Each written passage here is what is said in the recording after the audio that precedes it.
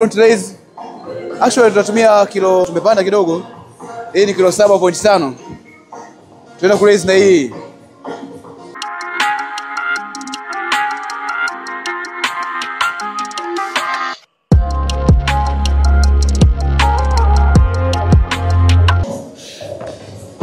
Hizi tunafanya 12. Lazima uhakikishe una train mabega yako frequently. Kwa wiki make sure una train mabega yako angalau mara 2 kwa wiki. Baada ya hapo tutaenda kwenye standing shoulder press. Na yenyewe pia tuna emphasize kwenye our shoulders pia.